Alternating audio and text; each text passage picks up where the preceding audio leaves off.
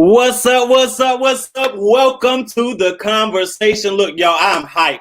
I'm hyped. We've been trying to log on for like the last 15 minutes, y'all. So my adrenaline is already going. I'm super excited about today's show. I have two very special guests, actually, y'all. One is my blood cousin, and now one is my new cousin through the industry. I'm super excited to announce my cousin Tiffany Sanders and Miss Amber Holmes is going to be with us today, and they're going to be talking about their new book, y'all. So make sure you all stay tuned and just join on the conversation. Again, my name is J.R. Reynolds. I am the host of the conversation. And what we do here at the conversation is just give a platform to entertainers, authors, anybody doing anything positive in the community. Our goal is to give platform, voice, and of course, overall, we want to get some sales. We want y'all to buy the product, and we want you all to support the great things that are going on. We're about to go ahead and bring them on right now. My cousin Tiffany Sanders and Miss Amber Holmes, how are y'all today? I'm doing well. Hi. Hey, thank y'all so much for joining me. Thank y'all so much. Yeah, thanks for having us. No problem. And congratulations on y'all new book. But we're going to get into that.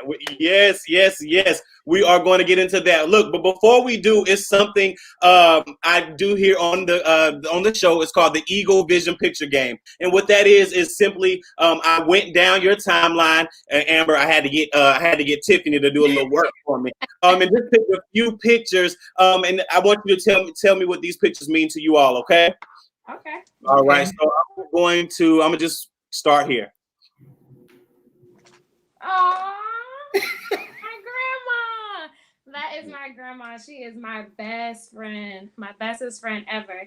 She lives in Alabama, so I try to see her whenever I can. And if you see, we're twins. Oh, come on. Hey, grandma. Yes. Shout out.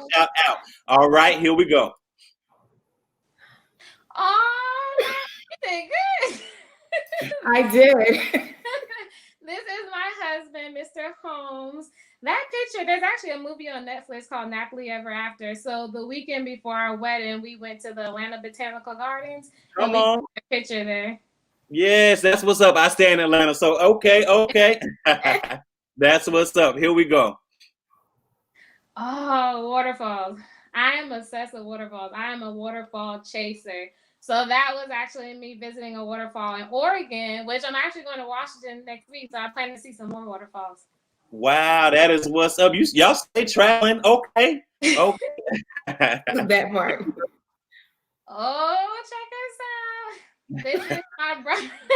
These are my friends. This is my bridal crew. We went to Miami for my bachelorette party. Wow, that's what's up.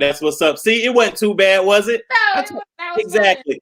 So now you are officially a part of the Eagle Vision family. Now let's see what we're gonna do with Tiffany. Let's see.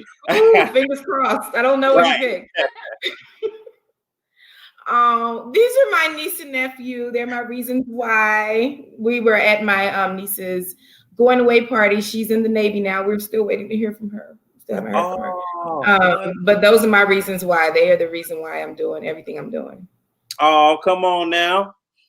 So this is my siblings and my dad. We were at his 80th birthday party. So that's a big accomplishment. We all hope to make it there, right? Yes, that is awesome. Now you know who this is. This is my mom. Clearly, this is my mom. This is another reason why this is at my birthday shindig this weekend. So that was pretty cool. Look at her. Yes, she's come sassy, on, that's my girl. Yes. Love her to life. This was on a trip to Destin. So we have Miss Alicia Francisco there and Tish Thomas and this is my birthday twin. Oh Lord, what's my name? Keisha Gaston. I'm like, where'd my brain go? You know, I got a special brain. So yeah, that was on a trip to Destin, a good old girls trip. You can never go wrong with that. That is what's up. That's what's up. Hey, Felicia, hey, for joining in. Thank you so much. And y'all, we got some numbers. So if you all have any questions or anything, if y'all want to show some love, just put them in the comments. That's what we're here for. We want to talk to y'all tonight. So Tiffany, you're officially a part of the Eagle Vision fam. Thank you so much. Finally. Yes. Oh man, Robin, what's going on? Thank you so much. Thank you so much for joining us. My first babysitter. Yes, everybody was going to be on tonight. Hey, everybody. Hey, everybody. So let's jump right into it.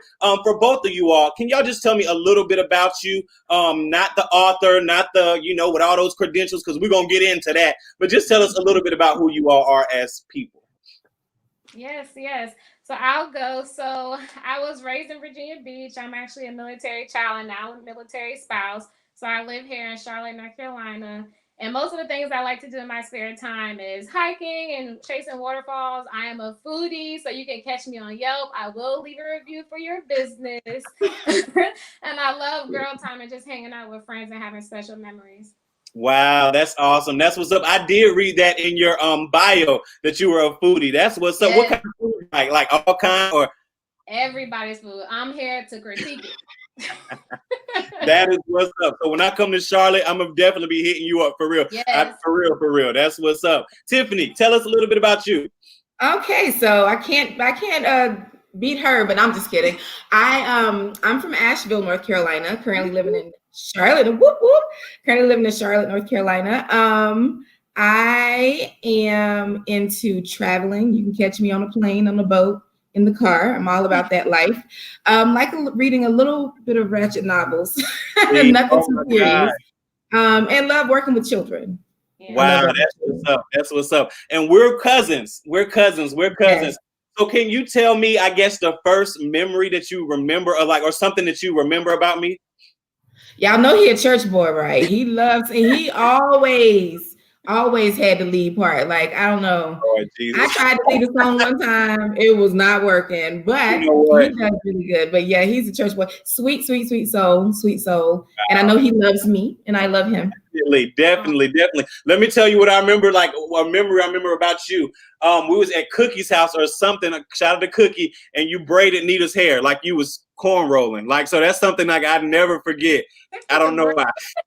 I'm about that life. Yeah, my hairstylist is on here. Y'all call her if y'all want to really braid it. Hey, shout yourself out, Alicia. Put yourself out there. Okay, Alicia. Yes, definitely. Come on. So, y'all, LCSW for both of y'all. What is that for us that don't know? It stands for Licensed Clinical Social Worker, and so it's just extra. It gives us a little bit of clout, I guess. A little bit. Amber, would you say more? Yeah, so we both went to school to receive our master's in social work from different graduate schools. And then with the state of North Carolina, you have to do a certain amount of clinical hours, and then you have to do supervision hours. At minimum, it takes about 2 years. So it took us a minimum 2 years. And you have to pass a state board exam, which is hard. So yeah. Which is hard. We passed the exam, and here we are in the field. Come on, that's what's up. So passion, was that a passion? Like, or did you get thrown into it? Like, how did you get into that? Honestly, when I started school, I went to major in communication studies because I thought I was going to be a news anchor. At first I wanted to be a meteorologist. Then I said I was going to be a news anchor. And I went to University of North Carolina at Charlotte. And I remember my sophomore year, the lady at the Career Center was saying, like, you need to get involved with things like journalism and different things like that. And I'm like, no, that's not what I want to do or I want to get involved in. So I went to go speak with my mentor, and she was like, Amber, it really sounds like you like social work. Why are you running from it? And, it was just like, I don't know. I didn't think that was what I wanted to do. So my sophomore year, I kind of decided I was going to change my concentration in communication studies and public advocacy. And at that time, I already knew I was going to go off to grad school. So then I carried on to grad school at the undergrad. And here I am. That's dope. How about you, Tiffany? So when I went to WSSU, the Winston-Salem State University. Yeah, I remember that. Hey, I initially was a nursing major because I was a little lazier back then. I was like, this is too hard. So I went to sociology. So I kind of fell into it. And then after graduating from there, I went back home for a little bit and then worked for several years in the field. And then I decided at 30 I was going to die. So I went back to school, bought a house, and got braces. And that's how I ended up where I am now. Wow. But I'm still here. I didn't die. Come on. And you have a testimony. Like you have a testimony. So can we segue kind of into that? Can you share a little bit about your testimony? Yes, I do have a testimony. I'm a 2-time cancer survivor, which is amazing, and a survivor of many other things. So Yes. I'm really, really grateful to be here. I know that these are difficult times, and I'm grateful to be here because, yeah, it could have been me. That's what they say. It could have been me. So Come on. 2011, 2016. Wow, But that's I'm what's still that is thriving. what's up. But with social work, what has been like the hardest thing? And we're going to talk about this book because that's the reason why we're here. But we got to chop it up just a little bit. We family. It's all good. It's all good. So, social work, like, has there been any challenges in that? How do you not take that home with you every night? Like, how do you do it? I've been in the field for a long time, so I had to learn boundaries when it comes to that. It is a difficult job. It is a very difficult job. You run into a lot of things that you don't want to hear, a lot of things that are heartbreaking. In our full-time job, we see things that are really, really scary. And we read reports that are really, really scary. And it's just, you have to make sure you're taking care of yourself. Self-care is number one when it comes to being a counselor or being a social worker or anything in a helping field. Yes. Yes, Charlita. Yes, ma'am. I keep telling you, go ahead and get that MSW, sis. So, Yeah, but right. we definitely have to make sure that we're taking care of ourselves. So that's why I travel. I don't mind taking days off. I don't mind like going to bed early. They might text me and I'm in the bed at 8 o'clock. Right, Amber? And that's Amber can tell you. That phone is on Do Not Disturb. Yeah. Oh my gosh. And then she had to add me to her Do Not Disturb list so I can pass through that. So you come on now. I did. Right. Lord, Tiffany, I know you ain't the one that got the black sheets in the daytime. Come on. I do have the blackout curtains. Yes, sir. You're right. I do. Yes, sir. That is funny. That is funny. That is too funny. So Amber, for you, like, what has been some challenging things? Not only challenging though, what have been some rewarding things in this industry? Because we don't want to just speak on like the challenging stuff. Like, we want to speak on some, good positive stuff. Yeah. Like Tiffany said, we enter people's lives at a lot of times when they're in crises, when they don't even know how to function or how to think or what to do next because they're in the midst of that flight or flight mode. So a lot of times on my job, I've been able to have the fortunate experience to be there with people when they're at their lowest points, particularly being there for their children. When you're in distress, you don't know how to respond and you want to be able to be the best parent for your child, but you're at your most vulnerable point. So being able to be in that moment for those kids and provide them with that immediate support and help them think through the process, I mean, it's amazing. It's not something that is nationwide. So I feel like we're able to help a lot of families at a certain low point in life. Wow. That's awesome. So that's your day job. That is your day job. So how did we get here? Tell us all about it. What things matter? Look at that masterpiece. I know, it's so nice. Shout out. Yeah.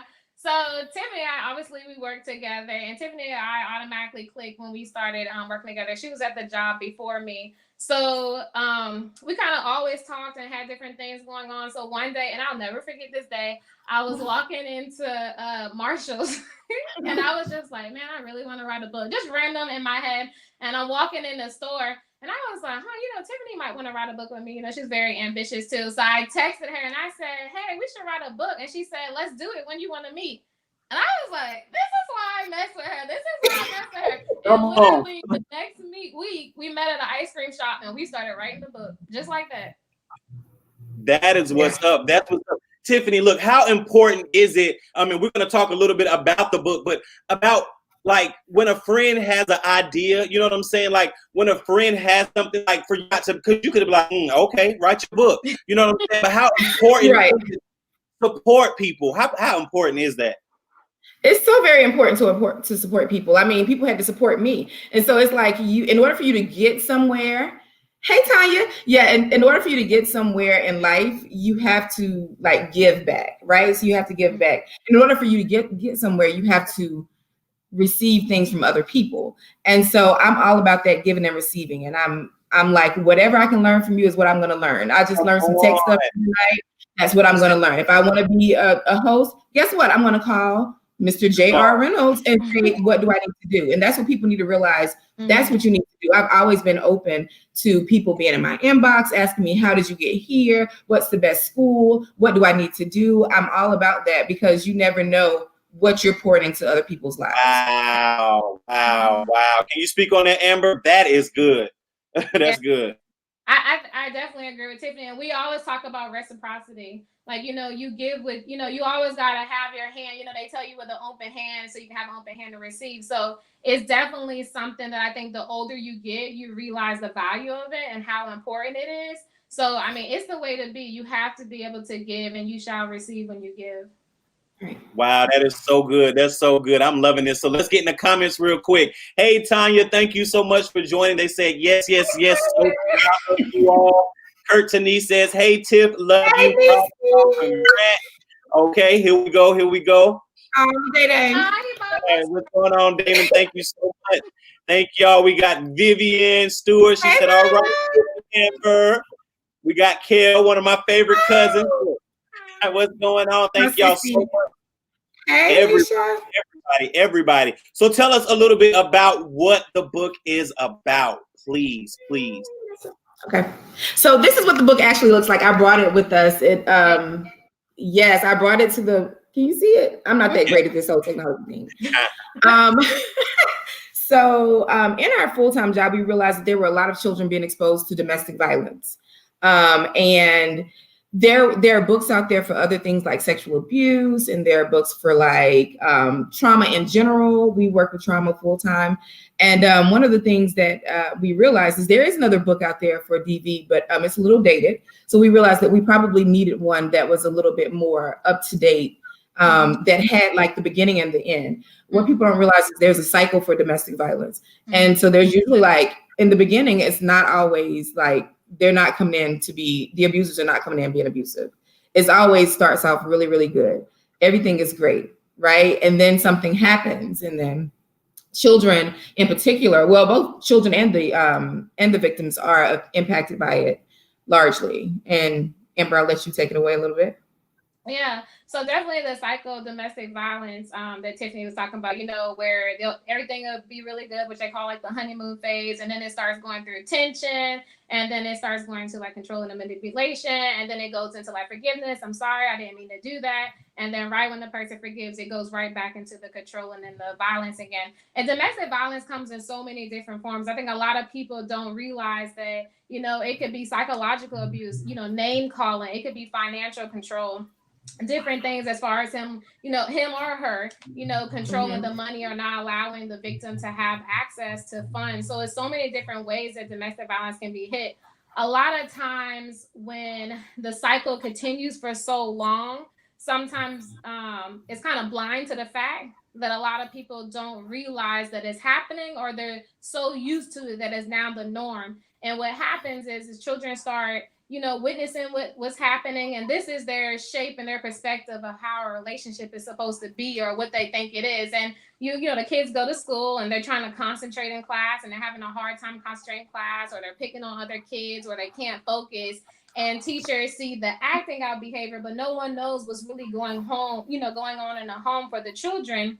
And sometimes you might even notice that some of the kids are having diagnoses as far as like ADHD, or, they're said to be like defiant, but no one realizes that, when Riley goes home, Riley sees mom get assaulted, or when Jeremy goes home, Jeremy is seeing, mom assaulting like her boyfriend. So it's so many things that children endure that people don't know. That's why they're the silent victims. And it was for us that we feel like we wanted to be able to stand up for those children and say, their feelings matter too. They're enduring this the same way you are.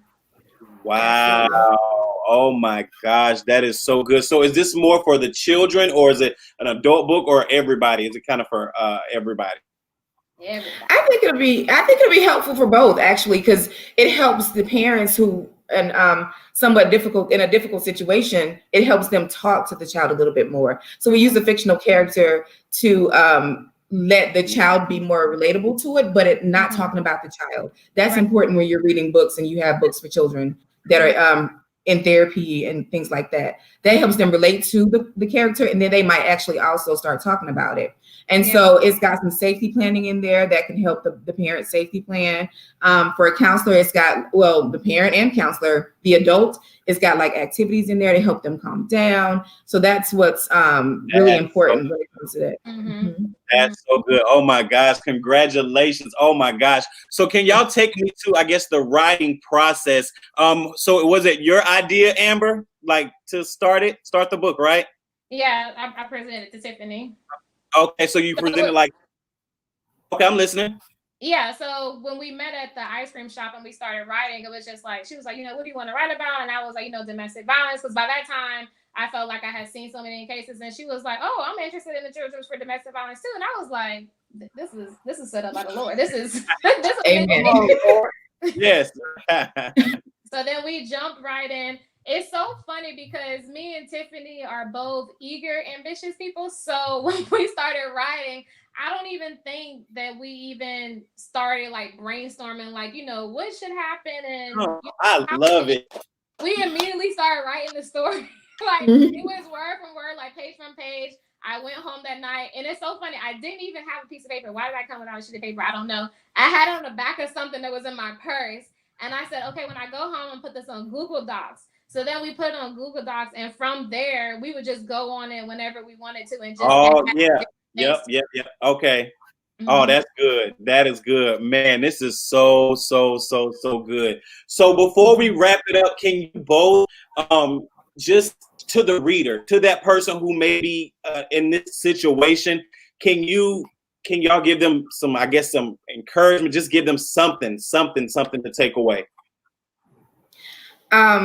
So as a victim of domestic violence, you are just that. You're a victim, and you can be a survivor of it. And just having the conversation with your child, we know that's going to be hard. That's going to be difficult. And there are resources out there that can help you. And we just think that it's important to know that not only are you the victim in the situation, in the domestic violence situation, but so is the child. Sometimes I think we do our children a disservice not having the hard conversations with them. Mm-hmm. And for the age that we've chosen to write this book for, those children in particular are very, very, very impressionable. And what they believe is what they believe. So if there's an incident in which the abuser has abused mom or abused dad, and the abuser is taken to jail or whatever, and that child does not know what that person is, they do not know what's going to happen next, that child can very well believe that he or her is coming back to kill mommy or daddy. Mm-hmm.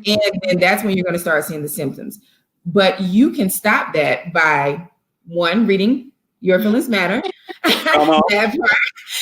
having that conversation about them. It's a conversation starter. So I think it's very important not to do our children a disservice. Have the hard conversations with them, because that's going to teach them how to communicate, how to talk about their feelings, and how to feel like they're being heard.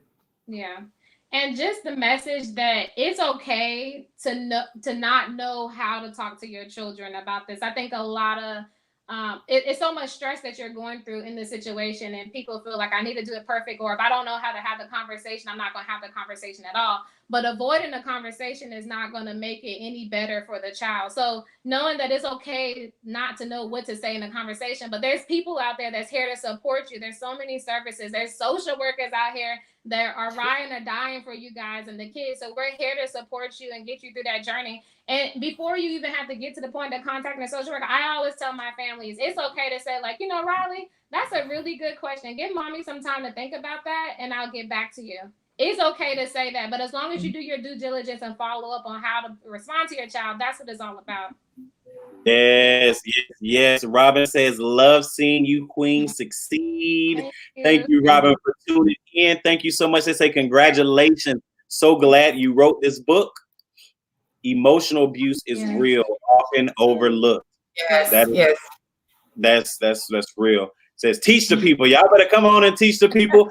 So where can we get this great book from? Yeah, so our book can be purchased at Harbor Homes Publishing. So that's HARBOUR, homespublishing.com. And it'll take you to the link to purchase our book at that time. And we also have downloadables available on our website that go along with the book. So that's some extra things that you can add to it. Got it. Yes, yes, yes. So how does it feel? Look, y'all, LCSW, how does it feel to be an author, like a published author?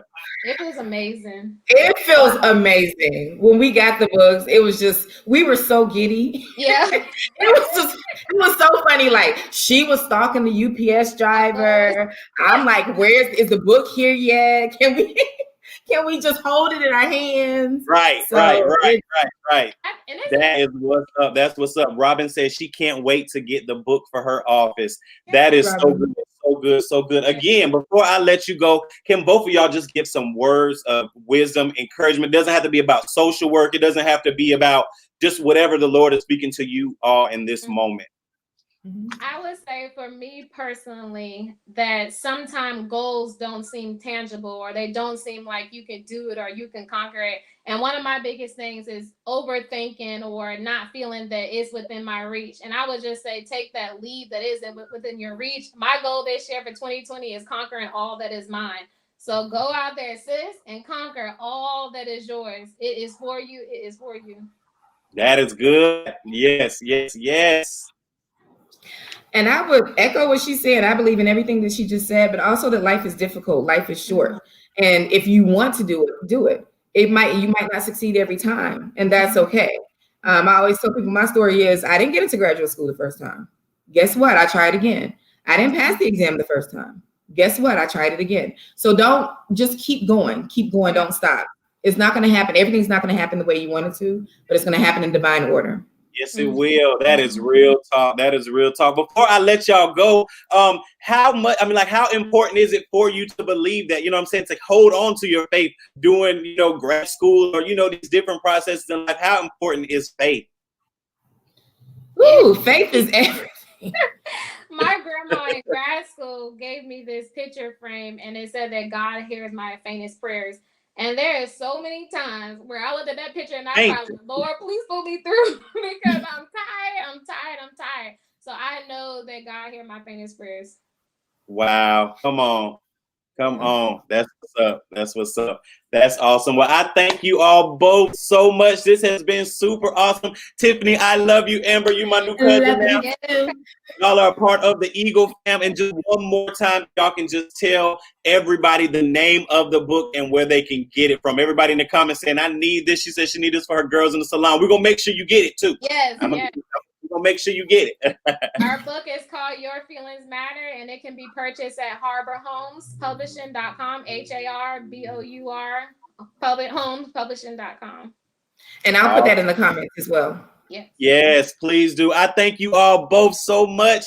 And the sky is past the limit. I just see so much success. So keep doing your thing and have a good night. Thank y'all. Have a good one. Bye. No problem. Bye. All right, y'all. That was Miss Tiffany Sanders and Amber Holmes, the new author of Your Feelings Matter. Y'all, I need you all to support. You know how we do? I need y'all to support. I thank you all so much for tuning in. If you're an entrepreneur or a business owner and you want to spotlight your business, you can simply DM me and we can schedule your slot on the conversation today. This is what we do. We want to showcase what you are doing positive in the kingdom. So I thank you all so much for rocking with us. Make sure you all hit Tiffany up. Make sure you hit Amber up and purchase and support. We thank you all so much. And your feelings matter. Your feelings matter. Have a good evening. Peace.